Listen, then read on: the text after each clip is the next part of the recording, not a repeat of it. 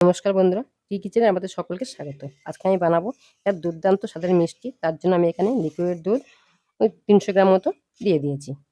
এখানে আমি ১ বাটি গুঁড়ো দুধ মিক্সড করব। এটা আমি কিছুক্ষণ জাল করব। তারপর আমি অল্প একটু চিনি দেবো। যেহেতু গুঁড়ো দুধ দেওয়া আছে, যথেষ্ট মিষ্টি আছে, চিনিটা আমি পরিমাণে কম দেবো। দেখুন আমার অনেকটা মোটা হয়ে গেছে। এবার আমি দিয়ে দেবো অল্প পরিমাণে চিনি। যদি আপনারা কেউ চিনি কম খান, চিনি দেওয়ার দরকার নেই। দেখুন দুধটা জাল করতে করতেও অনেকটা মোটা হয়ে গেছে এবং দানা দানা এসে গেছে। আমার আর ৫ মিনিট জাল করলে এটা রেডি হয়ে যাবে। দেখুন এটা আমার হয়ে গেছে। আমি একটা ছোট থালার মধ্যে ঘি মাখিয়ে রেখেছি, তার মধ্যে ঢেলে দেবো, দিয়ে সেট করতে দেবো।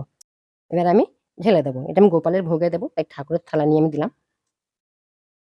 এটা আমি সুন্দর করে সেট করে দেবো, দিয়ে উপরে পেস্তা গ্রেট করে ছড়িয়ে দেবো। দেখুন উপর থেকে আমি পেস্তাটা গ্রেট করে ছড়িয়ে দিয়েছি। এবার ঠান্ডা হয়ে গেলে যার পছন্দ মতো পিস করে কেটে নিলে মিষ্টি আমার রেডি।